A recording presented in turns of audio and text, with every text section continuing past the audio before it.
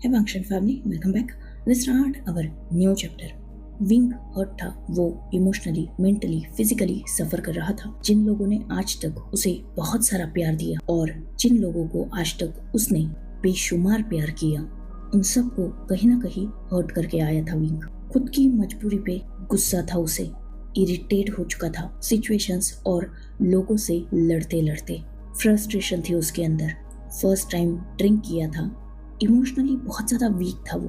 कहीं ना कहीं आज उसने अपनी दुनिया बर्बाद कर ली थी और उसी बर्बादी का रीज़न वो अल्फा जिसने विंग से मजबूरी में ये सब कुछ करवाया। जब विंग ने उसे अपने सामने देखा, बिना फेस देखे अपना सारा फ्रस्ट्रेशन सामने वाले इंसान पर उसने निकाल दिया था। वो चाहता ही नहीं था उस घटिया इंसान का चेहरा देखना, तो लाइट्स ऑन की ही नहीं उसने। पर जब लाइट्स ऑन हुई और विंग ने उस अल्फा का फेस देखा, वो डर चुका था।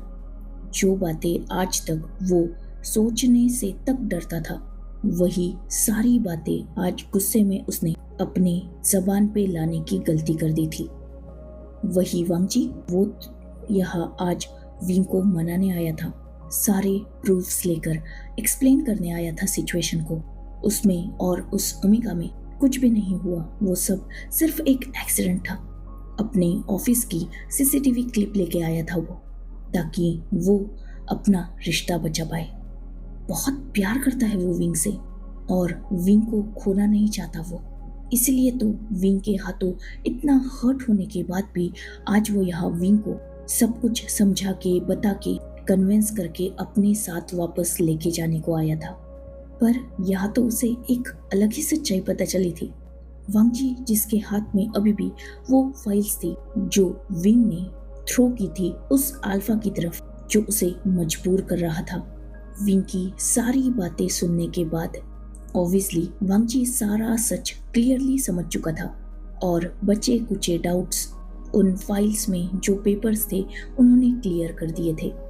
अब वांगजी की नज़र विंग की तरफ थी, जो उसे वाइडन आईज से देख रहा था। विंग की तरफ कदम बढ़ा चुका था वांगजी।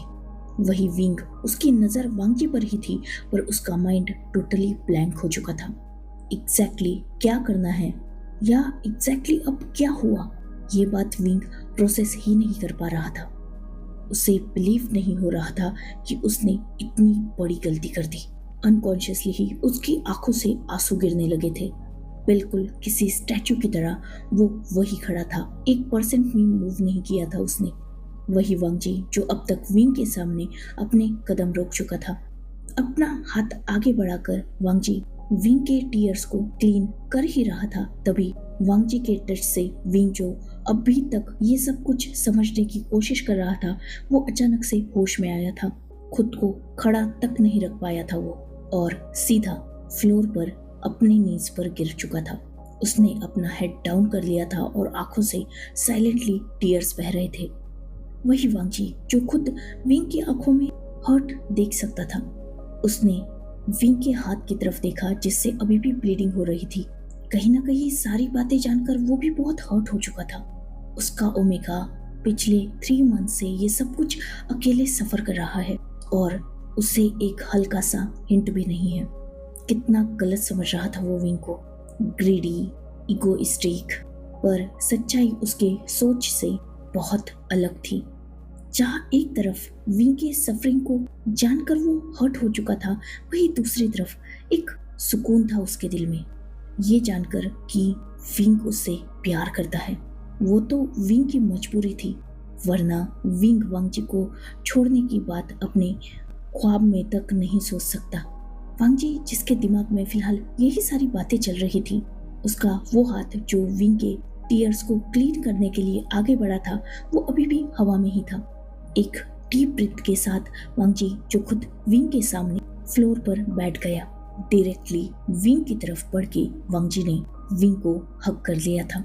अपने दोनों हाथों से उसे टाइटली ग्रैब करके वो उसे कंफर्ट कर रहा था, उसकी बैक को सहला रहा था। वही विंग बहुत हर्ट था, वो परेशान था, मजबूर था, गिल्टी था, बहुत मुश्किल से उसने ना सिर्फ अपने अल्फा बल्कि अपने खुद के बच्चे को तक हर्ट किया था आज, जिस वजह से वो खुद भी बहुत ज्यादा हर्ट हो चुका था। अपना गुस्सा तो उसने कुछ देर पहले निकाल दिया, पर अब वांगजी की बाहों में सिमटा हुआ विंग जो रो रहा था अपना दर्द निकाल रहा था। बेवकूफ नहीं था ना वो, समझ चुका था कि वांगजी ने क्लियरली सारी बातें सुन ली है। मोस्ट इम्पोर्टेंट, उसने क्लियरली सारी बातें बोली है। तो अब झूठ बोल के या वांगजी को मैनिपुलेट करने की कोशिश करना, ये सब बेवकूफ़ी ही थी। और विंग वो बेवकूफ़ी करने के फिलहाल हालत में था ही नहीं। वो स्पीचलेस हो चुका था और फिलहाल किसी अपने को अपने करीब देखकर खुद को बिना होल्ड किए वो बस रो रहा था। वांगजी जिसने विंग को अपने आर्म्स में हाइड कर लिया था, शायद फिलहाल विंग का रोना ही सही था। यही सोच के वांगजी बस फिलहाल विंग के लिए यहाँ मौजूद था। एक वर्ड नहीं कहा था उसने विंग से, बस वो उसके साथ है, उसके पास है, इस बात का एहसास वो विंग को दिला रहा था। बहुत देर हो चुकी थी। वांगजी जिसने विंग को पूरी तरीके से अपने पास खींच लिया था, इवन वो दोनों भी फ्लोर पर बैठे हुए थे और विंग अभी भी वांगजी की बाहों में सिसक रहा था। उसने भी अपने दोनों हाथों से वांगजी को होल्ड कर लिया था। उसके दोनों हाथ वांगजी के बैक पर थे। अचानक उसे पेन फील हुआ उसी हाथ में जो इंजर्ड था। वांगजी पास था ना उसके, कैसे अपने ओमेगा को इंजर्ड देख सकता था वो? शायद विंग की इंजरी को देखने के लिए ही वांगजी ने उसका हाथ होल्ड किया होगा, पर वो हाथ थोड़ा सा होल्ड करते हुए शायद मूव हुआ है, जिस वजह से विंग को पेन फील हो रहा है। विंग जिसके माइंड में ये सारी बातें चल रही थी, अचानक उसे फील हुए वांगजी के हाथ। 1 सेकेंड, वांगजी ने अपने दोनों हाथों से उसे होल्ड करके रखा है। वांगजी के दोनों हाथ तो विंग के बैक पर है, तो विंग का इंजर्ड हाथ किसने होल्ड किया? विंग जिसके माइंड में जैसे ही ये बात आई थी, वो एक झटके से वांगजी से दूर हुआ और उसने वांगजी के पीछे देखा और अपने सामने 2 और लोगों को देखकर वो पूरी तरीके से शॉक था। ड्रिंक करके रखी थी विंग ने, इमोशनली वो वीक था, फिजिकली हर्ट था, कब से ब्लीडिंग हो रही थी उसकी। एग्जैक्टली रीजन तो नहीं बता सकते, पर धीरे धीरे उसे सामने का विजन ब्लर नजर आने लगा था एंड विद इन सेकेंड्स वो वांगजी की ही आर्म्स में अनकॉन्शियस हो चुका था। आइज क्लोज थी अभी भी विंग की, पर उसे अपने सिर में बहुत शार्प पेन फील हो रहा था। उसने अपने हाथ को उठाने की कोशिश की ताकि वो अपने सिर को होल्ड कर पाए, पर उसे अपना हाथ बहुत हेवी फील हो रहा था। दूसरा हाथ उठाने की कोशिश की तो उसे शार्प पेन हुआ और उसी पेन के चलते विंग जो धीरे धीरे अपनी आईज ओपन कर रहा था। सामने वांगजी था जिसने विंग का हाथ टाइटली होल्ड करके रखा था। विंग जिसकी माइंड में अचानक से सारी बातें घूमने लगी और जैसे ही लास्ट में उसने जिस पर्सन को देखा था उसका फेस उसे याद आया, एक झटके से उठ चुका था विंग और दूसरे ही पल उसकी नजर रूम में मौजूद बाकी लोगों पर गई। ये उसका और वांगजी का रूम था, मतलब वो लैंड मेंशन में था जहाँ विंग के एक हाथ को होल्ड करके वांगजी बैठा हुआ था। वही रूम में जो काउच था उस पर लैनी और लैन कुरैन बैठे हुए थे। विंग के दूसरे साइड बेड पर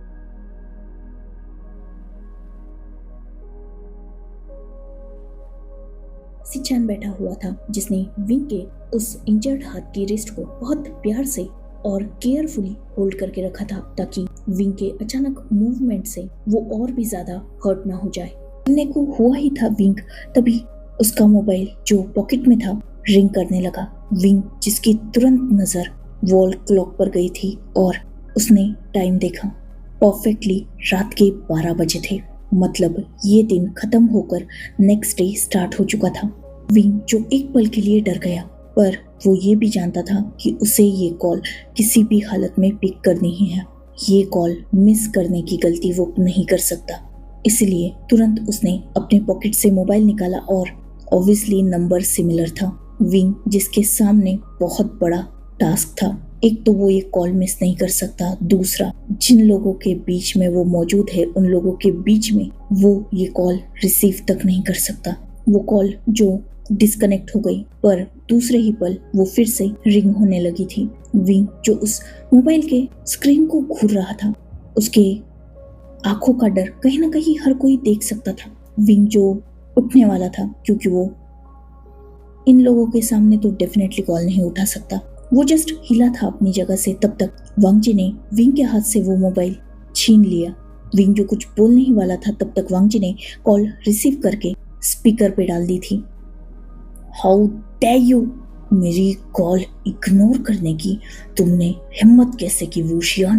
12 बज चुके हैं, तुम्हें दिया गया टाइम खत्म हो चुका है और अभी तक मुझे ना डिवोर्स पेपर्स में रिसीव हुए हैं और ना ही वो कॉन्ट्रैक्ट, और अब तुम में इतनी हिम्मत आ चुकी है कि तुम मेरी कॉल्स को इग्नोर कर रहे हो। अपनी एक्स्ट्रा ऑर्डिनरी एबिलिटीज का यूज करके अगर तुमने मुझे बिट्रेड करने की गलती की ना, तो तुम्हारे बच्चे को कल की न्यूज की हेडलाइन बना दूंगा मैं। और इसे सिर्फ धमकी मत समझो, तुम जानते हो कि मैं ऐसा कर सकता हूँ, इसीलिए अब हो सके उतना जल्दी डिवोर्स पेपर के साथ मेरे सामने आओ। बेड रेडी करके रखा है मैंने, एंड डोंट वरी, लान वांगजी से ज्यादा एंजॉय कराऊंगा तुम्हें। जैसे ही ये बात वांगजी ने सुनी थी, उसका खून खौल चुका था। वही विंग जो खुद बहुत ज्यादा गुस्सा हो चुका था, इवन उसकी गुस्से में मुट्ठी कस चुकी थी। उसने अपनी आईज टाइटली क्लोज कर ली थी। खून उसका भी खौल रहा था, पर वो सामने वाले को ऑफेंड करने की गलती नहीं कर सकता था। वांगजी जो कुछ बोलने ही वाला था, तभी विंग ने उसके हाथ से मोबाइल लगभग छीन लिया था और वांगजी के मुंह पर हाथ रख दिया था अपना दूसरा। लान वांगजी ने डिवोर्स पेपर साइन कर दिया है, कॉन्ट्रैक्ट भी मैंने रेडी कर दिया है, पर 1 मंथ का कूलिंग पीरियड है। डिवोर्स पेपर सबमिट कर दिया है मैंने, पर 1 मंथ तक डिवोर्स अप्रूव नहीं होगा। कूलिंग पीरियड जब खत्म होगा और डिवोर्स सर्टिफिकेट रिसीव होंगे, तभी ये डिवोर्स लीगल माना जाएगा। लान वांगजी को अपनी जान की धमकी देकर मैंने डिवोर्स पेपर साइन करवाए हैं, और तुम भी जानते हो कि वो मुझसे पागलों की तरह प्यार करता है। अभी भी मेरे अपार्टमेंट के नीचे है, मुझे कन्विंस करना चाहता है कि मैं उसे डिवोर्स ना दूं। मैं फिलहाल तुम्हारे पास नहीं आ सकता। इवन 1 मंथ तक यही सही होगा कि हम दोनों कांटेक्ट ना करें। अगर लान वांगजी को थोड़ा भी हिंट मिला कि मैं ये सब कुछ मजबूरी में कर रहा हूँ, तो तुम भी जानते हो ये ना सिर्फ मेरे लिए बल्कि तुम्हारे लिए भी रिस्की होगा। लान वांगजी को ऑफेंड हम दोनों नहीं कर सकते, इसीलिए फिलहाल 1 मंथ तक शांत रहो। तुम्हें श्योरिटी चाहिए तो मैं डिवोर्स अग्रीमेंट के साइन किए गए पेपर्स तुम्हें सेंड कर देता हूँ, साथ ही वो कॉन्ट्रैक्ट भी। 1 मंथ बाद जब डिवोर्स सर्टिफिकेट रिसीव होगा, मैं खुद तुम्हारे पास आऊंगा। तब तक प्लीज कुछ मत करना। जैसे ही विंग ने अपनी बात कंप्लीट की थी, सामने से गुस्से से रिप्लाई आया था, बेवकूफ समझते हो मुझे तुम अभी के अभी मेरे सामने चाहिए। बहुत इंतजार कर लिया मैंने, अब मुझे तुम मेरे बेड पर चाहिए, वरना कल की हेडलाइन होगी लैंस के सेकेंड हायर का ओमेगा एक इलिजिमेट सन है। और हो सकता है सेकेंड हेडलाइन ये भी हो कि अपनी रियल आइडेंटिटी को एक्सेप्ट ना करते हुए लैंस के सेकेंड हायर के ओमेगा ने सुसाइड। अभी सामने वाले की बात भी कंप्लीट नहीं हुई थी और विंग जो लगभग शाउट कर चुका था, जस्ट शट अप। अगर कुछ भी करने की गलती की ना, आई स्वेयर थर्ड हेडलाइन ये होगी कि वेंस का सीईओ ह्यूमन ट्रैफिकिंग और इनलीगल ऑर्गन ट्रांसप्लांट के केस में जेल जा चुका है। भूलो मत मैं कौन हूँ। तुम्हें बर्बाद करने की ताकत मैं भी रखता हूँ वेंचाओ, इसीलिए मजबूर मत करना मुझे। मेरे बेटे की वजह से तुम्हारे सामने झुक रहा हूँ, इसका मतलब ये नहीं कि मैं कमजोर हूँ। आई स्वेयर तुम्हारी वजह से अगर उसे खरोच भी आई ना, इस कंट्री में तुम्हें छुपने के लिए जगह तक नहीं छोड़ूंगा मैं। और एक बात अपने दिमाग में घुसा लो, सिर्फ मेरे बेटे की वजह से चुप हूँ मैं।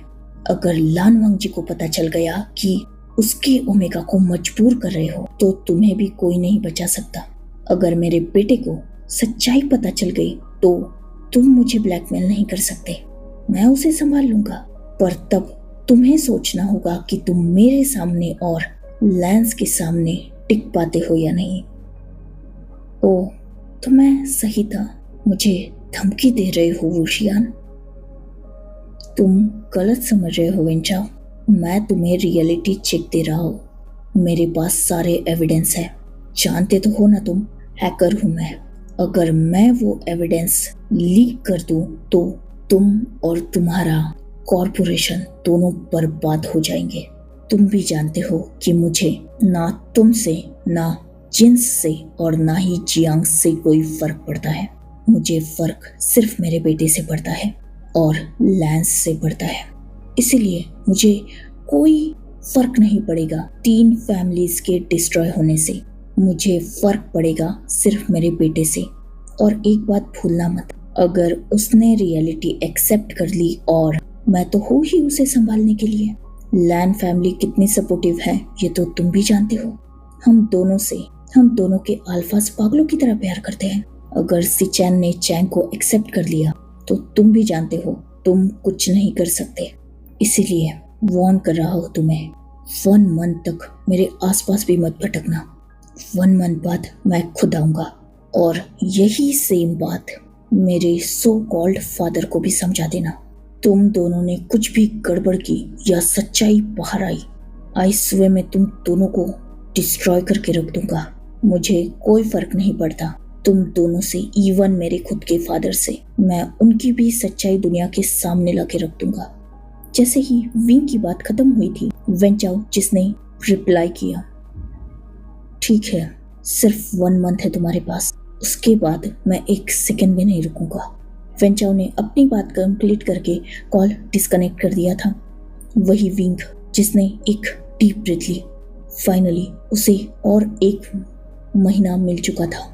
विंग जो ये सब कुछ सोच ही रहा था, अचानक उसे अपनी रिस्ट पर ग्रिप फील हुई और उसने अपनी आईज ओपन करके साइड में वांगजी को देखा, जिसने विंग का हाथ अपने मुंह से हटाने के लिए उसकी रिस्ट को ग्रैब करके साइड में किया था। विंग जिसने वांगजी के हाथ से अपना हाथ छुड़ा लिया।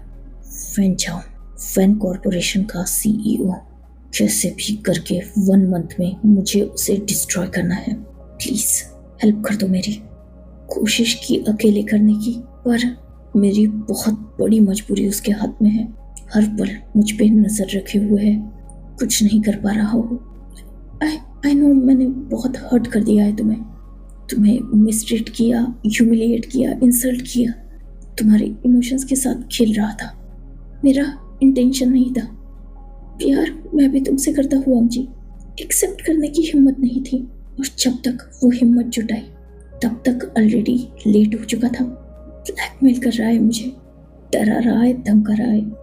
डिवोर्स नहीं लेना चाहता था, तुम्हें हर्ट नहीं करना चाहता था, पर कोई रास्ता था ही नहीं मेरे पास। मुझे कोई डाउट नहीं है तुम पे, ना तुम्हारे प्यार पे। इवन तुम्हारे साथ बहुत गलत किया है मैंने।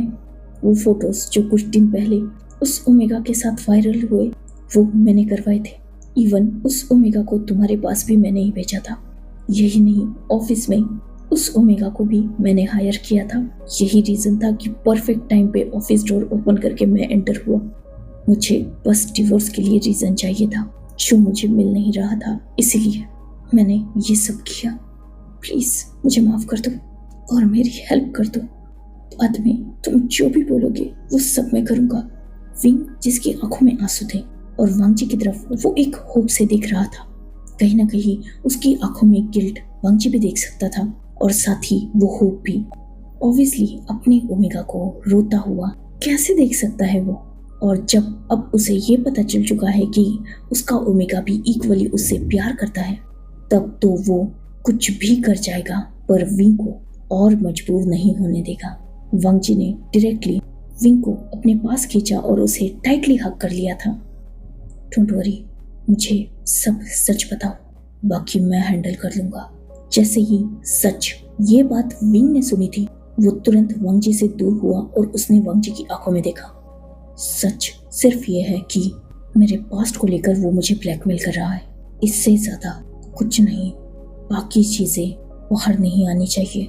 वांग जी, मैं खुद उसे जान से मारना चाहता हूँ, पर सिर्फ मेरी मजबूरी इतनी है कि मेरा खुद का बाप उसका साथ दे रहा है। सो प्लीज सच के पीछे मत भागो, बस उसे डिस्ट्रॉय कर दो।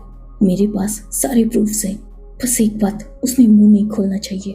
वो जिंदा रहे चाहे मर जाए, आई डोंट केयर, पर उसका मुंह नहीं खोलना चाहिए।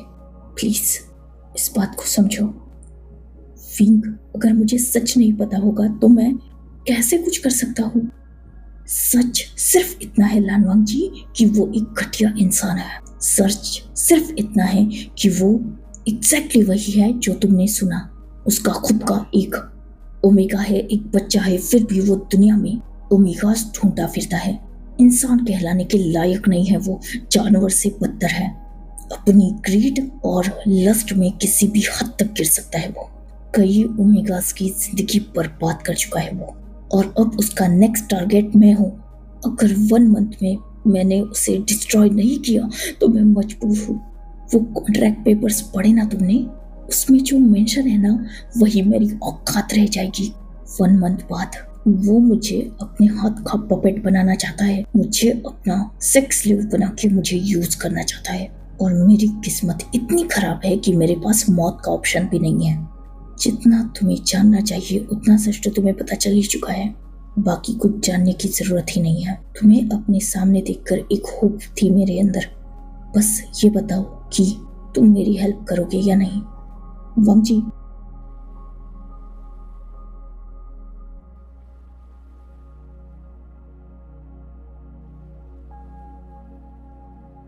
जो ऑब्वियसली रेडी था अपने ओमेगा की हेल्प करने के लिए। वो विंग को कुछ बोलने के लिए हुआ ही था, तभी सिचान की आवाज से विंग का ध्यान वांग जी से हटके सिचान की तरफ गया था। अंकल वे, मैंने और अंकल वांग जी ने सारी बातें सुन ली है। इवन हम आपकी हेल्प जरूर करेंगे, पर सच जानना भी जरूरी है।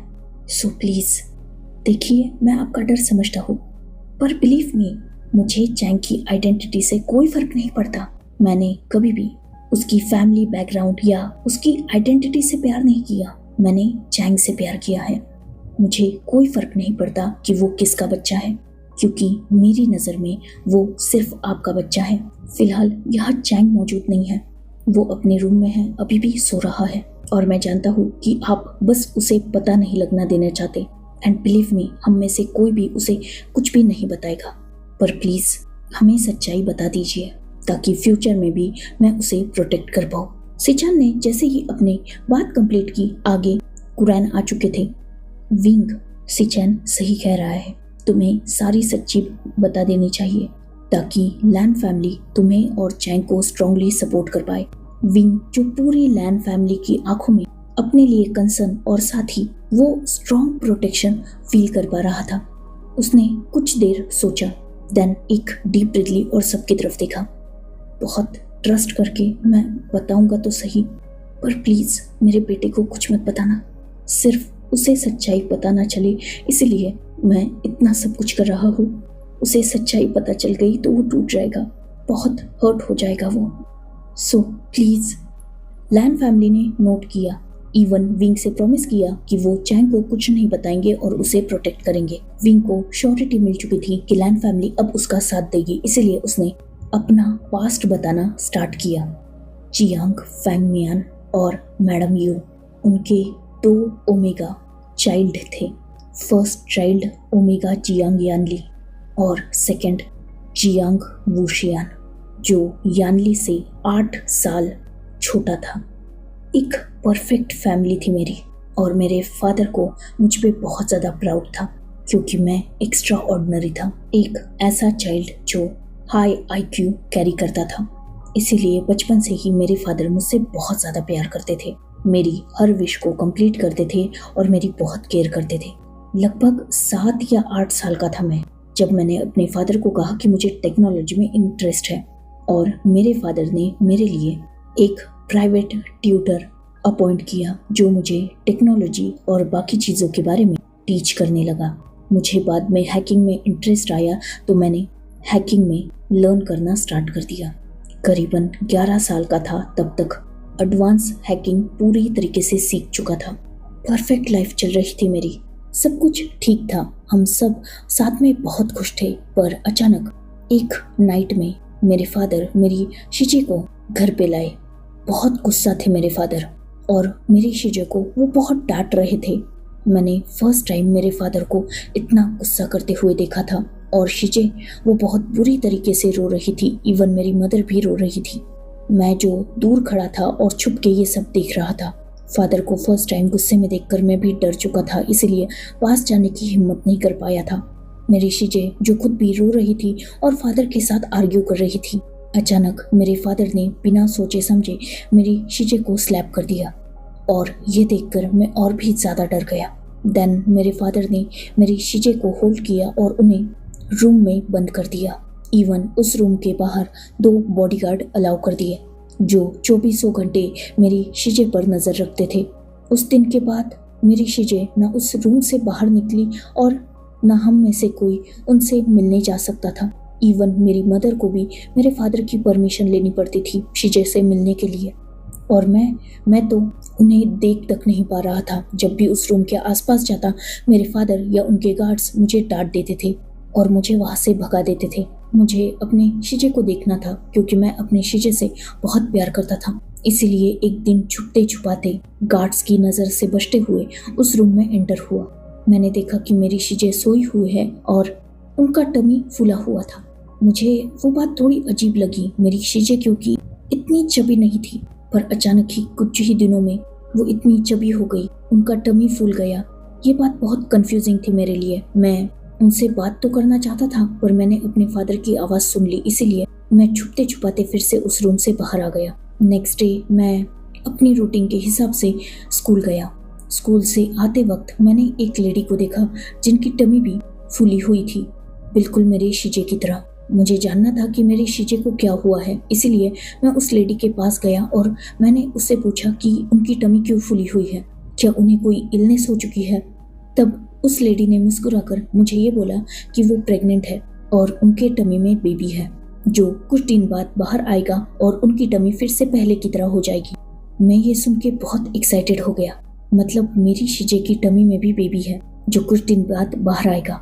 मैंने उस लेडी से पूछा कि उनकी टमी में बेबी कैसे गया, तो उन्होंने मुझे बोला कि ये तो गॉड का गिफ्ट होता है। मैं बहुत ज़्यादा एक्साइटेड था। मतलब मेरी शिजे को भी गॉड ने गिफ्ट दिया है बेबी को और कुछ दिन बाद वो मेरे पास आएगा।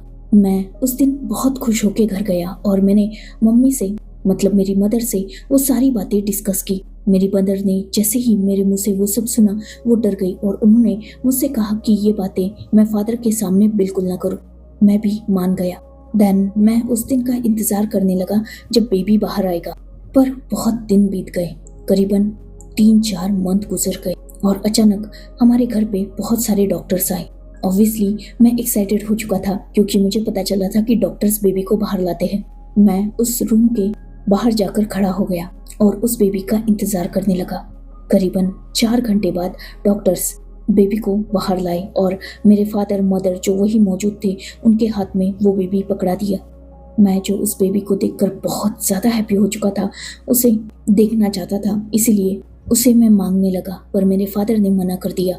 वो बहुत गुस्सा थे।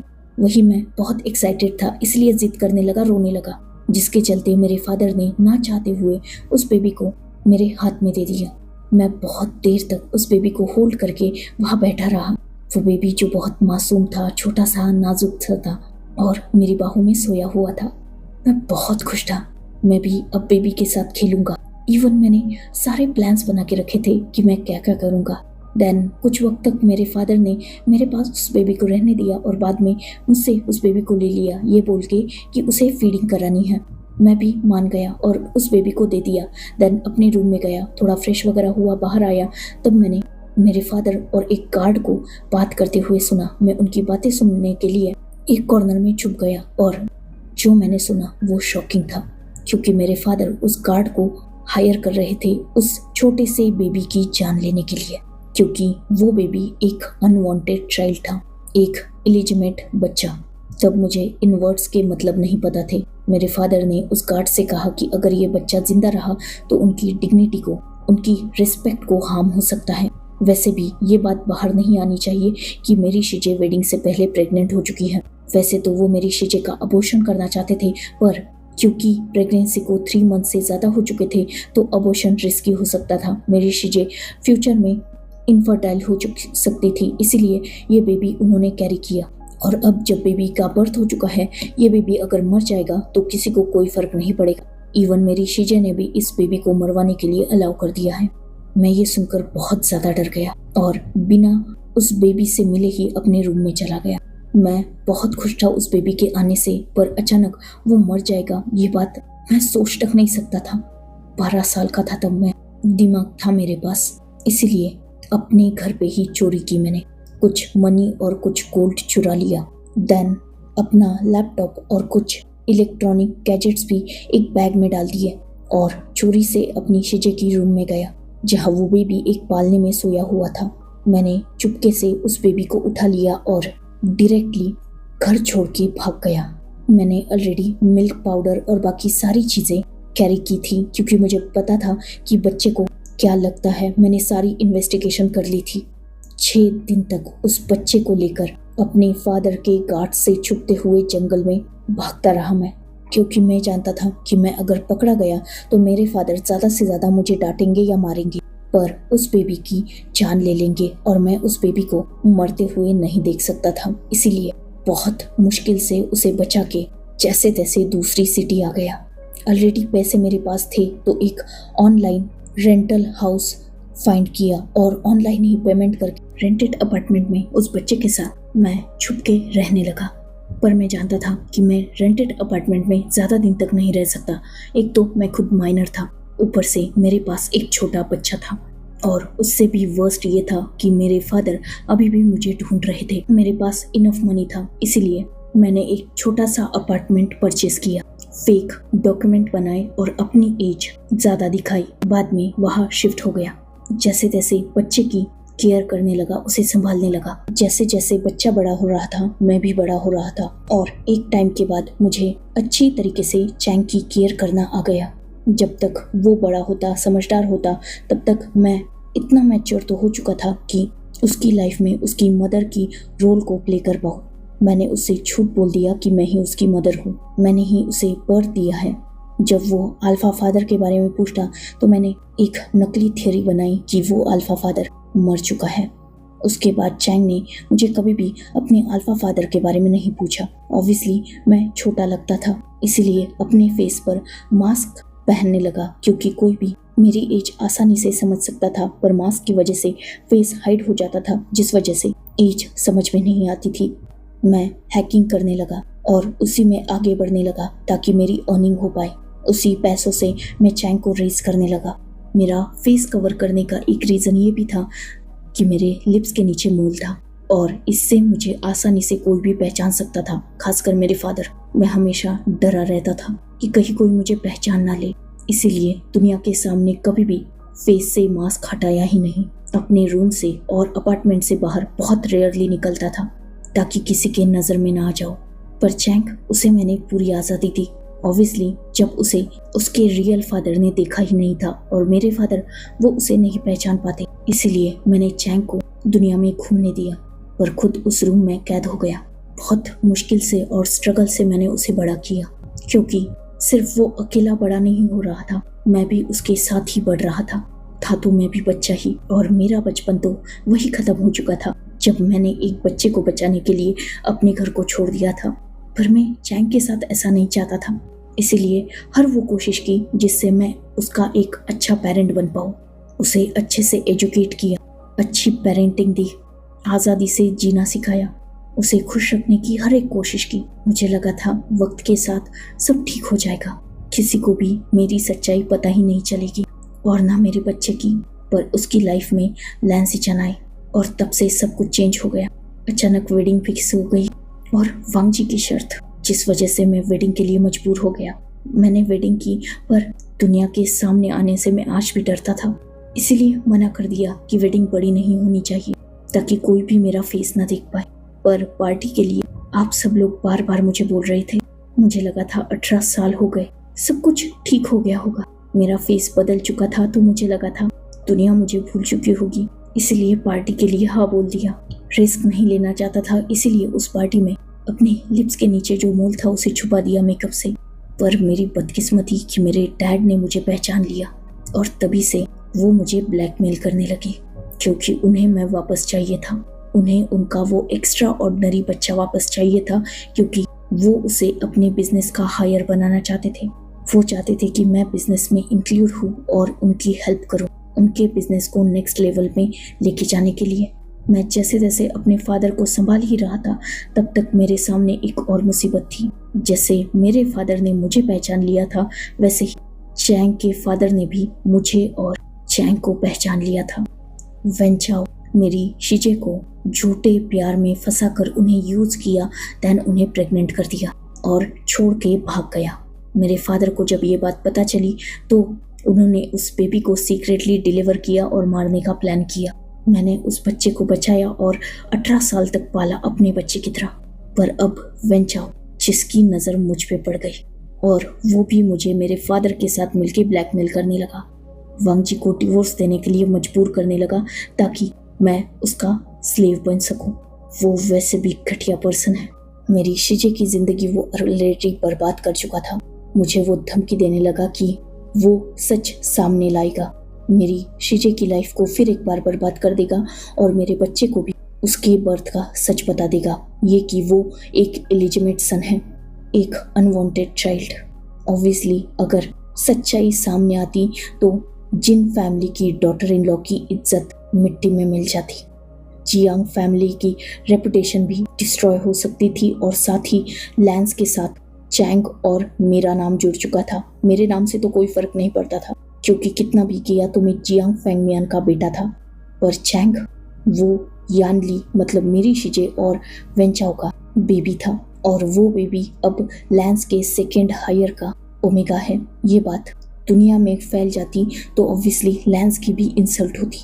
फिर एक बार बहुत सारी लाइफ्स दाव पे लग चुकी थी, मेरे बच्चे की, मेरी शीजे की, साथ ही लैन फैमिली की। जियांग फैमिली की रेपुटेशन दाव पर थी, जिसमें जिन फैमिली भी इंक्लूड थी।